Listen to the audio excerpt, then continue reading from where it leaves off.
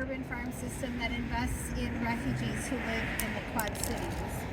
Just by way of a little background, we focus on three things: access, which is eliminating barriers that refugees face and accessing community services when they resettle here; welcoming infrastructure, which is building our community's capacity to welcome all people, but especially refugees and immigrants, well to our community; and then our urban farm, which is what we're here to talk about today.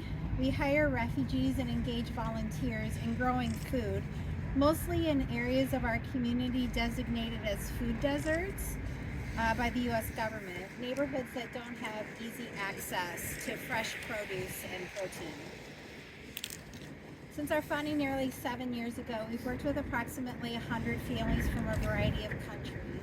Places you've probably heard about on the news: Democratic Republic of Congo, Rwanda, Afghanistan, Syria, and Haiti are some of those countries.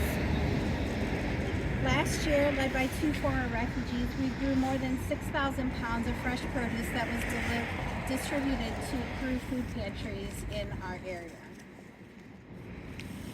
Today, in partnership with the Deere Foundation, the Quad City Botanical Center, and the City of Rock Island, I'm happy to announce a significant expansion in our food growing capacity for our organization.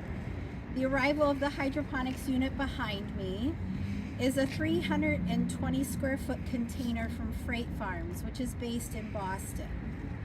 This container will give us the opportunity to at least double and possibly triple the amount of food growing capacity. This can grow between 2 and 6 tons of food per year. While this definitely is not the first hydroponics in the Quad Cities, we believe that what makes this one stand out in particular is that the food grown in the container will benefit not only our nonprofit's operations, but will also feed people who face hunger in our community. Nationwide, this growing movement is known as food to farm assistance, where local farmers are compensated fairly for sharing the fresh produce they grow to ensure all people have enough to eat.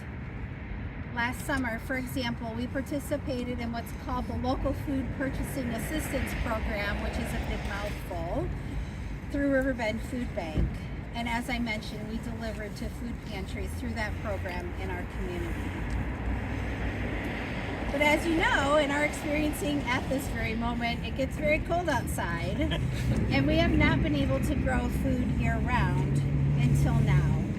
This has been the dream since the founding of our organization in 2017. We are hopeful that the first seeds will be planted by Christmas time, and the first crop will be available by the end of February or beginning of March.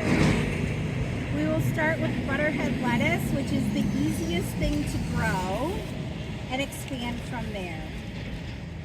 We're thankful for our first committed customers, Riverbend Food Bank, which I mentioned just a couple of minutes ago, as well as the Genesis Health Food Plex, which you can talk to those people right over there. We're so thankful for the people who made this project possible. We have a community of more than 500 individuals and organizations that make the day-to-day operations of Tapestry-Farms happen. But today, I'd like to specifically mention my colleagues, Sonia Kinzer, over here in the orange hat, and Todd Byerly, right over there, who are doing all the work to get this system up and running. Our board of directors, 4 of them are here, offer their full and unconditional support and individual expertise for years now for our organization. We're also thankful for our contractors, Hometown Mechanical, Kohler Electric, Mid-American Energy, Quad City Crane, and Schreiber Construction.